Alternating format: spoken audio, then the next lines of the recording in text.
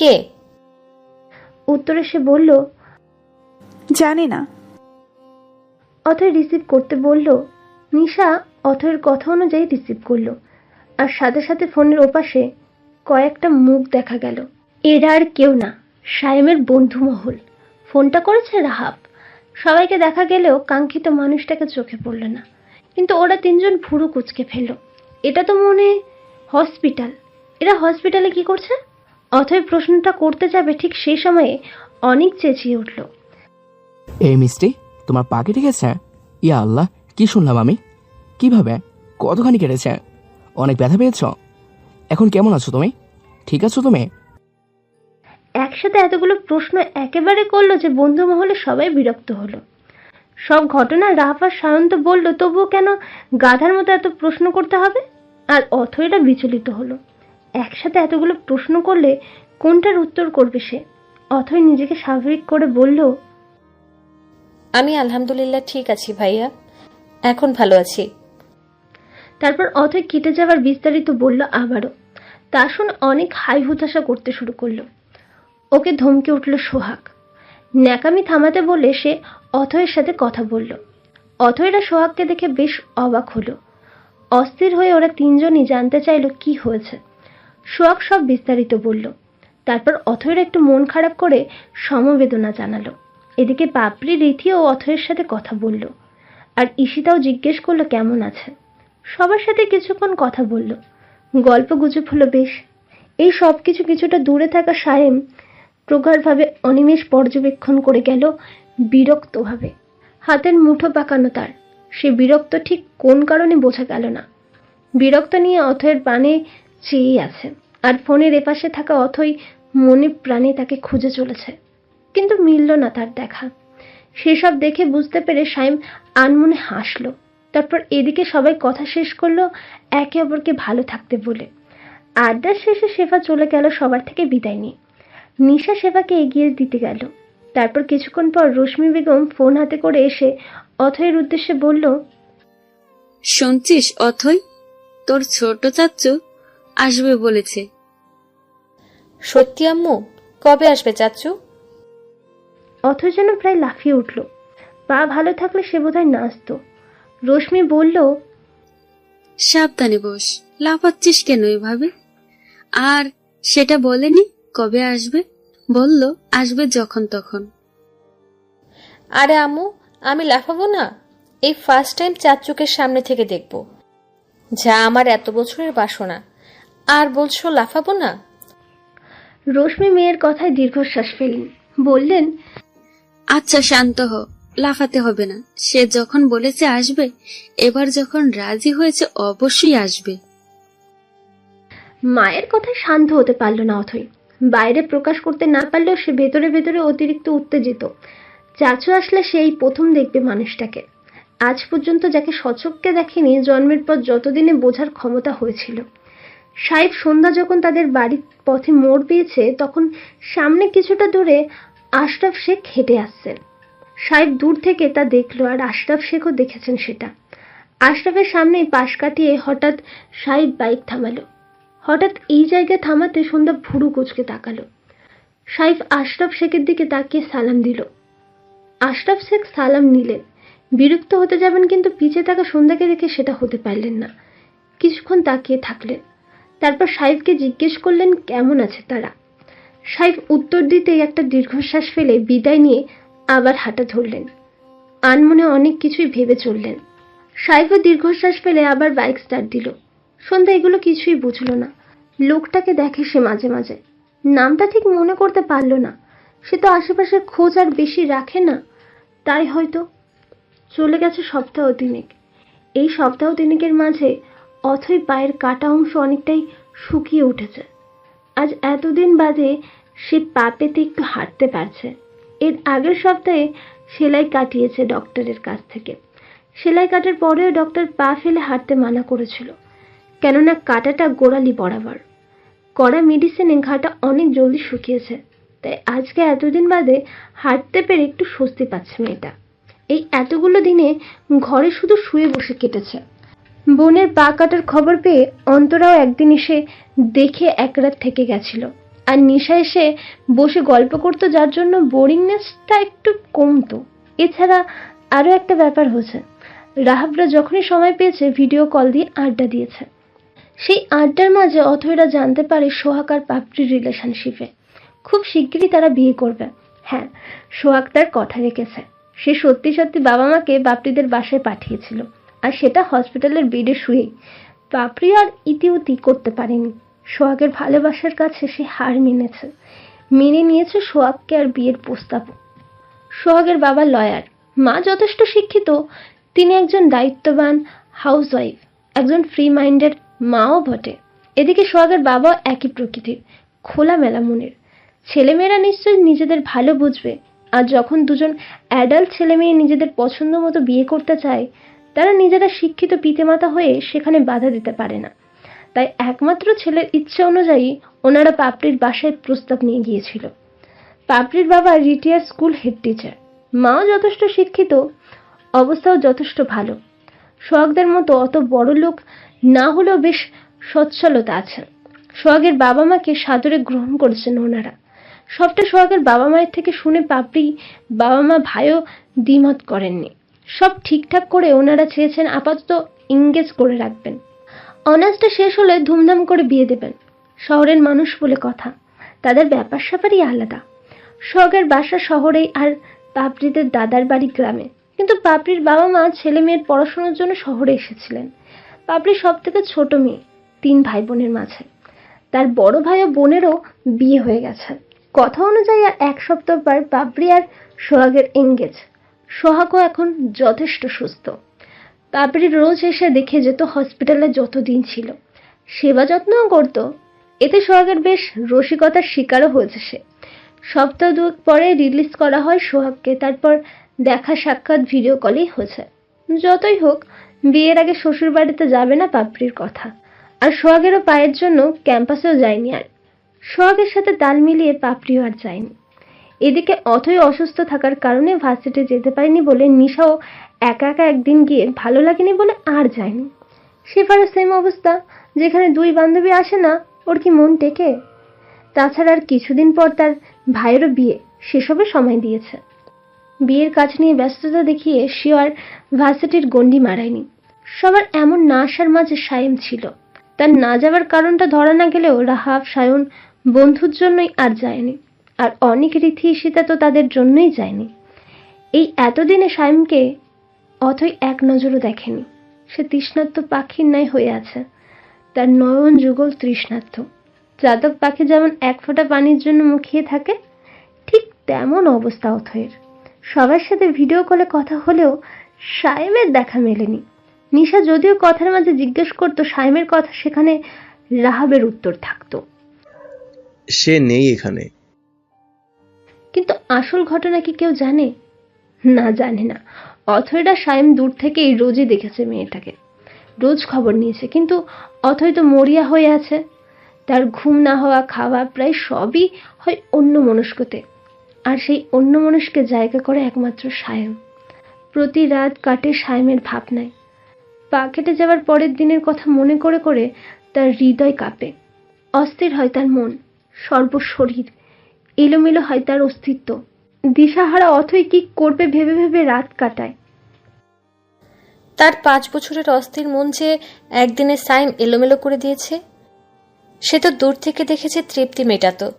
কিন্তু সাইম অকারণে কেন তার কাছে আসলো? তাকে কেন অস্থির করে তুলল?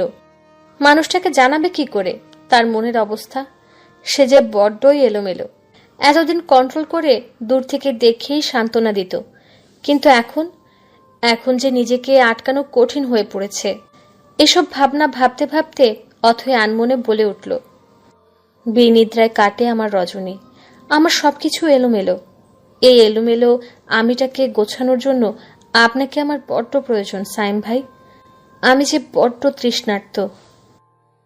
এদিকে সায়েম একটু ব্যস্ত সময় পার করছে বটে। বড় বোনের বিয়ে, বাড়ির বড় ছেলে হিসেবে তার দায়িত্ব আছে না?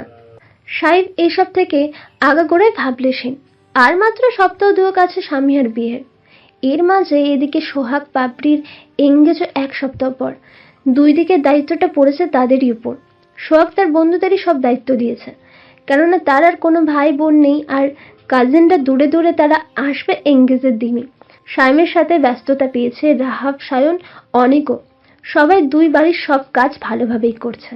আর সাইব ইতি করলেও সাইমের হুকুম জারিতে একটু একটু দায়িত্ব নেয় অবশ্য। এর মাঝে 3-4 দিন যাবৎ অথয়ের খোঁজ কেউই নিতে পারেনি। সন্ধ্যার মনের অবস্থাও করুণ আছে এই এতদিনে। সে ভাবতে পারে না সাইব তাকে এতটা ভালোবাসে। সাইবকে নিয়ে ভাবতে ভাবতে সাইমকে সে প্রায় ভুলেই বসেছে।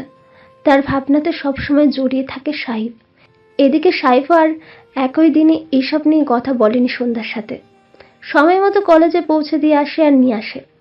কথা বলার মাঝে শুধু একটু ভালো মন্দ কথাই ঠাঁই পায়, বাদ বাকি নীরবতা।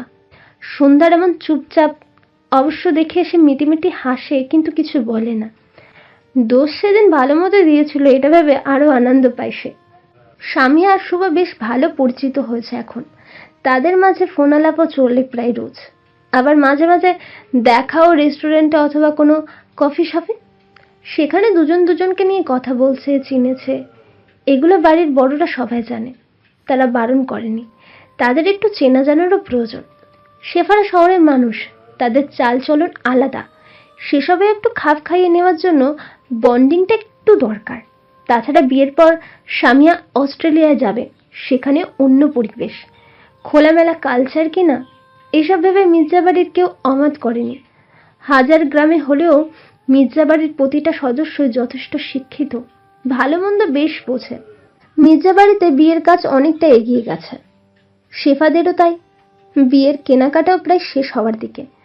আত্মীয় স্বজনদের বলা প্রায় হয়ে গেছে, অল্প কিছু ছাড়া। শেফারা সব ইনভাইট কার্ডের মাধ্যমে আত্মীয়দের দাওয়াত করে ফেলেছে। আর এদিকে গ্রামে তেমন নিয়ম বেশি নেই। তাছাড়া মির্জাবাড়ি বিয়ের নিয়মকানুন তাদের বংশ পরম্পরার নিয়ম অনুযায়ী করে থাকে। সেই হিসাবে দাওয়াতের কাজগুলো সারছেন বাড়ি বাড়ি গিয়ে কিংবা সহকারীদের পাঠিয়ে। আর বাড়ির ছোটরা তাদের ফ্রেন্ডসদের কার্ডের মাধ্যমে ইনভাইট করছে। সব আত্মীয়দের দাওয়াত করা প্রায় শেষের দিকে। সেগুলোর লিস্ট সিরাজ মির্জা আর শরীফ মির্জা হলরুমে বসে তদারকি করছেন। শুধু 2-1টা বাড়ি এখনো বাদ আছে। তার মধ্যে একটা হলো সন্ধ্যার বাবার বাড়ি।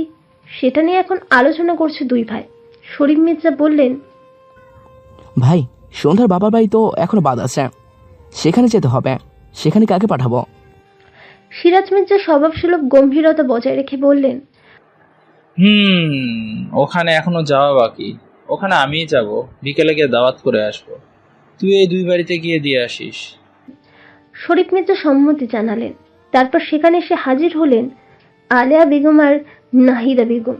এসে আলেয়ার নজর কেমন উৎসুক সেটা দেখে শরীফ মির্জা জিজ্ঞেস করলেন, ভাবি কিছু বলবেন? শরীফ মির্জার কথা শুনে আলেয়া তাকালেন স্বামীর পানে। এই লোকটাকে তিনি এখনো ভয় পান। যে কোনো কথা বলতে গেলে এখনো হাজারবার ভাবেন। সিরাজ মির্জা আলেয়াকে অবলোকন করলেন। আলেয়া ভয়ে ঢোক গিলে একবার নাহিদার পানে তাকিয়ে সাহস নিয়ে যেই মনের কথাটা বলতে যাবেন, তখনই সিরাজ মির্জা গম্ভীর স্বরে শান্তভাবে বলে উঠলেন, আলেয়া, তুমি যেটা বলতে এসেছো বা চাচ্ছ সেটা কখনো সম্ভব নয়। আমি সেটা করতে দেবো না, আর আমি নিজেও চাইবো না। তাই এই ব্যাপারে কোনো কথা না বললেই ভালো হবে। এসব নিয়ে আর একবারও বাড়িতে আলোচনা করবা না, আমি যেন না শুনি। আলেয়া আবারও ভয়ে ঢোক গিললেন। স্বামী তার দ্রুত মানুষ না বলতেই বুঝে গেছেন। নাহিদাও একইভাবে ভয় পেলেন। আর শরীফ মির্জা বিষয়টা এতক্ষণে বুঝে নিলেন। সবার দিকে একবার করে নজর দিয়ে উঠে চলে গেলেন সিরাজ মির্জা। তিনি যেতেই তিনজনে দীর্ঘ একটা শ্বাস ফেললেন। শেফা ইনভিটেশন কার্ড পাঠিয়ে দিয়েছেন অথৈ আর নিশার বাড়িতে। তাদের মা বাবা সহ দাওয়াত করেছে শেফা। সেই বিষয় নিয়ে এখন কথা চলছে অথৈ আর ওর বাবা মায়ের। কার্ড পেতেই আশরাফ শেখ জানতে চাইলেন সব। রশ্মি বেগমের মুখে সব বিস্তারিত শুনে তিনি চোখ মুখ কঠিন করে ফেললেন। যে বাড়ি ছাওয়া মারান নিয়ে তিনি সেখানের বিয়েতে যাওয়ার প্রশ্নই ওঠে না। শুনতেই নাকচ করে দিলেন। এসব শুনে অথৈ কাজো কাজো হয়ে গেল। যেখানে সামান্য দাওয়াত দিয়েছে বলে এমন কথা না জানে মেয়ের মনের ব্যাপারে জানলে কি করেন আশরাফ শেখ। এসব ভেবে কান্নারা তো দলা পাকিয়েছে, তার উপর বিয়েতে অ্যাটেন্ড করতে পারবে না সেটা ভেবেও কান্না আসছে অথৈয়ের। তার থেকে বড় কথা, এতদিন না দেখে থাকা সাইমকে দেখতে পাবে বলে একটু স্বস্তি পেয়েছিল, কিন্তু সেটাও মাটি হয়ে গেল। এসব ভেবে বুকটা ভারী হয়ে গেল। এ কি জ্বালায় সে পড়ল। কি জন্যই যে সেদিন পরিচয় না জানি আগে ক্রাশ খেতে গেল সে। আর ক্রাশ খেলো খেলো ভালোবাসতেই বা কেন গেল সে? এখন এসবের ভাবলে তার দিশাহারা লাগে। মন তো এসবের জন্য আরো বেঁধে রেখেছে, নয়তো কবেই তো সে বলে দিত সাইমকে। স্বামীর কথার উপর আর কথা বলার সাহস পাচ্ছে না রশ্মি। তবু একটু বোঝালেন, কিন্তু কাজ হলো না। আশরাফ শেখ ওনার সিদ্ধান্তে অনড়। মায়ের দিকে তাকিয়ে অসহায় দৃষ্টি মিলল। মেয়ের মুখের দিকে তাকিয়ে খারাপ লাগছে রশ্মির, কিন্তু তিনিই বা কি করবেন? এসব কথা অথই নিশাকে ডেকে বলল। নিশা শুনে মন খারাপ করে ফেলল। অথই না গেলেও তারও যাওয়া হবে না। মন খারাপ করে শেফাকে সব বলল ফোন করে। শেফা শুনে ওদের বকাঝকা করা শুরু করলো, কারণ তাদের আসতেই হবে যে কোনো মূল্যে। বান্ধবী হিসেবে এখন ওরা দুজনই আছে তার, আর তার বান্ধবী দুটো যদি না আসে তাহলে তো খারাপ লাগবেই অনেক। আনন্দ করাটাই মাটি হয়ে যাবে। সব ভেবেচিন্তে শেফা আশরাফ শেখের সাথে কথা বলবে বলল। অথইকে আশরাফ শেখের কাছে নিয়ে যেতে বলল ফোন। অথই খুঁড়িয়ে খুঁড়িয়ে গিয়ে বাবার কাছে ফোন দিল, জিজ্ঞেস করলো। কে? অথই বলল, সেফা কথা বলবে তোমার সাথে। আশরাফ শেখ মেয়ের কথায় চোখ মুখ কঠিন করে ফেলল, কিন্তু কিছু বলল না। অথই ভয় পেল, হাত বাড়িয়ে নিল ফোন। হ্যালো। বলতেই ওপাশ থেকে সালাম দিল সেফা। সালাম নিতেই তিনি তার কিছুক্ষণ যাবৎ কথা বলল শেফা। কি কি বললো বেশি শুনতে পেল না অথই, কারণ সে ওখান থেকে দূরে চলে এসেছে। নিশা পাশে দাঁড়িয়ে আছে। আশরাফ শেখ কথা শেষে ফোন দিতেই অথইকে ডাকলেন। অথই আসতেই তিনি বললেন, তুই আর নিশা যাবি, কিন্তু মির্জা বাড়িতে যেতে পারবি না, আর মির্জাদের থেকে দূরে থাকবি। বরযাত্রীতে যেন মির্জা বাড়ি না যাওয়াই হয়। আমি শেফাকে এটাই বলেছি। অথই আর নিশা তো লাফিয়ে উঠল, প্রায় মনে মনে, কিন্তু প্রকাশ করল না বাবার সামনে। সেবা পটিয়ে ফেলেছে বাবাকে। খুশি মনে বলল, আচ্ছা বাবা, যাব না, আমরা সেফাদের বাড়িতেই থাকবো।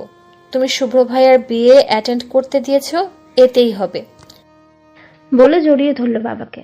মেয়ের খুশিটা থেকে ভালো লাগলো, কিন্তু প্রকাশ করলেন না।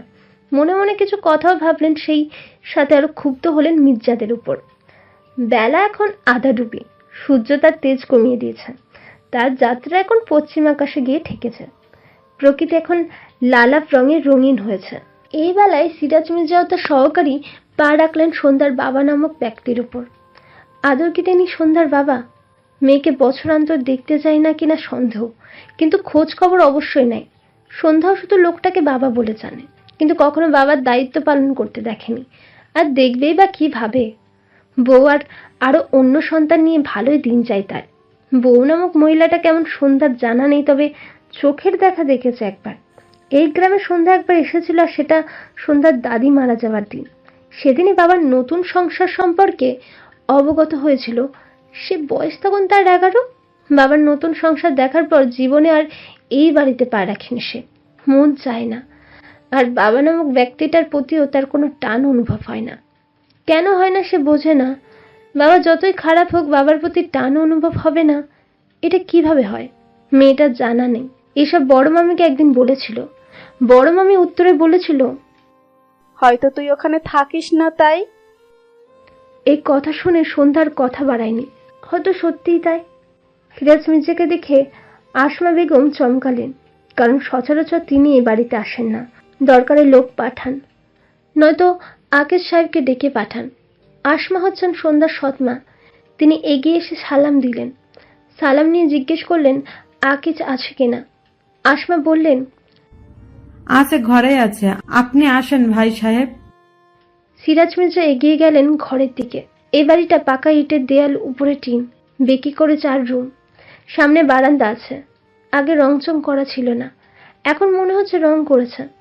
সিরাজ মির্জা যেতে যেতে সেটাই পর্যবেক্ষণ করলেন, আর একটা বিষাদ শ্বাস ফেললেন। সিরাজ মির্জা সহকারী হাতের জিনিসগুলো আসমার হাতে দিলেন। তিনি নিয়ে রেখে দিয়ে আসলেন আর আকিজকে ডেকে তুললেন।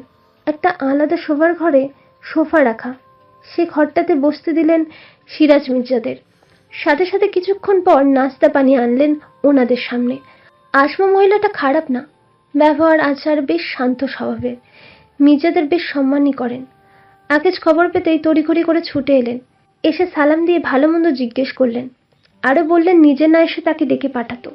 সিরাজ মির্জা বললেন, এটা তোমাকে ডেকে পাঠানোর কাজ না, সামিহার বিয়ের দাওয়াত দিতে এসেছি। আর অবশ্য তোমার ভরা সংসারটা একটু চোখে দেখার জন্য আসা। সিরাজ মির্জা শেষ কথায় একটু অপ্রস্তুত হলো আকিজ। আমতা আমতা করে জিজ্ঞেস করলো, সন্ধ্যা ভালো আছে ভাই সাহেব?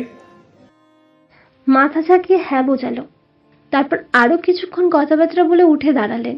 সিরাজ মির্জা বিদায় নিয়ে বেরিয়ে আসলেন। আসমা এগিয়ে এলেন। আসমার পাশে একটা 15 বছরের মতো মেয়েকে দেখা গেল। এটা আকিজের বড় মেয়ে, আর 2টা ছেলে আছে। এক পলক দেখে আসমাকেও বলে চলে আসলেন। এই বাড়িতে তার বোন সংসার করেছে মাত্র 1.5 বছর, কিন্তু তবু কোনো একটা কারণে এই বাড়ির সাথে সম্পর্ক ভাঙেনি, কিন্তু ধরেও রাখেন। দেখতে দেখতে 1 সপ্তাহ চলে গেল। আজ সেই কাঙ্ক্ষিত দিন সোহাগ আর পাপড়ির জীবনের। আজ তাদের আশীর্বাদ। কত সাধনার পরে সোহাগ পাপড়িকে পেতে চলেছে। ভীষণ খুশি তারা। এঙ্গেজমেন্ট পার্টিটা কমিউনিটি সেন্টারে আয়োজন করা হয়েছে। চারিদিকে জাঁকজমকপূর্ণ পরিবেশ। আজ আত্মীয় স্বজন 2 পরিবারে মিলে অনেকেই আছে। যদিও বেশি আত্মীয় বলেন, তবুও অনেকটাই। 2 পরিবারের সুবিধার্থে আয়োজনটা কমিউনিটি সেন্টারে করা হয়েছে। ডেকোরেশন বেশ সুন্দরভাবে করা। একে একে আত্মীয়রা আসছে। কিছুক্ষণ পরেই আংটি বদলের অনুষ্ঠান শুরু হবে। পাশাপাশি বসে আছে সোহাগ আর পাপড়ি। কিছুক্ষণ পর পর অপলক দৃষ্টিতে তাকিয়ে তাকিয়ে দেখছে সোহাগ। পাশে বসা তার পরীকে। এই পরীটাকে সে আজ 3 বছর ধরে চেয়ে আসছে। অবশেষে আজ তার করে পাবে। ভাবতেই আনন্দ। খুশি শুক্রায় সে ভিড় জমাচ্ছে মন কুঠিরিতে। আজ ভালোবাসা পূর্ণতা পাবে। সেই ভালোবাসাকে নিজের নামে করবে সোহাগ। অনিমেষ অপলক তাকিয়ে থাকতে দেখে পাপড়ি বিব্রত হলো। বিব্রত অবস্থায় মৃদু রাগ নিয়ে ফিসফিসিয়ে বলল, এমন হা করে আছিস কেন? হা বন্ধ কর, বড়রা দেখছে, কি ভাববে? নির্লজ্জ। আমার বউকে আমি দেখছি, এতে কার গোষ্ঠীর নানির কি? আর তুই তুই করছো কেন? তুমি কল মি তুমি। পাপড়ি একটু লজ্জা পেল। এতদিন তুই করে বলে এখন তুমিটা ঠিক আসছে না। আর এই নির্লজ্জটা দেখো কিরকম অবলীলায় তুমি বলছে। মনে মনে ভেবে সোহাগকে বলল, সময় লাগবে। আচ্ছা। তারপর সোহাগ সবার অগোচরে পাপড়ির হাত নিজের হাতের মুঠোয় পুড়ে নিল। এতে পাপড়ি একটু কেঁপে উঠল। আবার রাগ দেখাতে যাবে, কিন্তু পারল না। সোহাগ ওর দিকে অদ্ভুত ভালোবাসার দৃষ্টিতে চেয়ে আছে। চোখটাও কেমন চিকচিক করছে। এ ছেলে মায়াদের মতো কাঁদবে নাকি বিয়ের জন্য? মনে মনে পাপড়ি বলল। তারপর সোহাগকে ডাকলো, সোহাগ, তোমাকে আজ অনেক সুন্দর লাগছে আমার পরিবউ। আজকেই বিয়ে করে ফেলতে মন চাচ্ছে। চলো আজই বিয়ে করে নি। আর বাসর।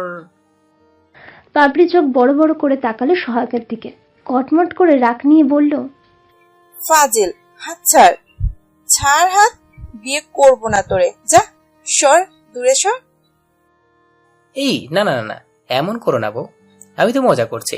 আচ্ছা আচ্ছা, 1 বছর পরই বিয়ে করব, তখনই না হয় সব করবো। থুকু, আই মিন বিয়ে করব। সরি আর বলছি না এসব, কিন্তু তুমি বিয়ে করবো না এটা বলো না প্লিজ। কেমন পাকলামি শুরু করে দিয়েছে বেচারা। আর কাঁদো কাঁদো চেহারা। পাপড়ি হেসে ফেলল। এই ছেলেটা এত পাগল কেন তার জন্য? এত ভালোবাসে কেন তাকে? কি রে শুভ, দৃষ্টি চলছে নাকি ফুলসজ্জার প্ল্যানিং চলছে? পাপড়ির ভাবনার মাঝেই অনেক বলল কথাটা। ওরা দুজন পাশে ফিরে দেখলো সায়েম বাদে তাদের বন্ধুমহল আসছে সকলে একসাথে। রাহাব বলল, না, মনে তো হচ্ছে বাসর বিনাই ফ্যামিলি প্ল্যানিং চলছে। সায়ন বলল, এ ভাই, বিয়া বিনা এত প্ল্যানিং স্লানিং কইরা লিও। একটু বয়স হয়ে কয় ভাই, আমরা আগে একটু মাইয়া টাইয়া খুঁজা লই, নয় আমরা তো চাচু হইয়া বুড়া হয়ে যাবো রে। সায়নের কথায় বন্ধু মহলের ছেলে কয়েকটা হেসে ফেলল। আর এদিকে মেয়েগুলো লজ্জায় মরি মরি অবস্থা। ফাজিলগুলো এত লজ্জাহীন কথাবার্তা বলে। এক হলে শুধু ফাজলামো। পাপড়ি 2 হাতে সায়ন আর অনেককে মারল। রাহাবকে মারতে যাবে, রাহাব ভয়ে একটু দূরে সরে গেল। মৃদু চিৎকার করে বলল, এই দোস্ত, আমার মারিস না। তোর না আজ আধা বিয়া, ভালো মন্দ খাইতে দে। তোদের আজ মারি খাওয়াই পেট ভর্তি করব। আয়, কাছে আয়। অনেক বলল, এ ভাই সোহাগ, তুই এই জলাতে বিয়ে করছিস দেখে কি মারটাই না মারছে। চুপ শালা, আমার বউ জল্লাদ কেন হইব? এইটা আমার পরিবউ। বাহ বাহ, এখন আমরা পর হয়ে গেলাম। কথাটা অসহায়ভাবে বলল রাহাব। আবার একবার হাসাহাসি করলো সবাই। তারপর থেমে পাপড়ি জিজ্ঞেস করলো, সাইম কই? রাহাব বলল, আসছে একটু পর।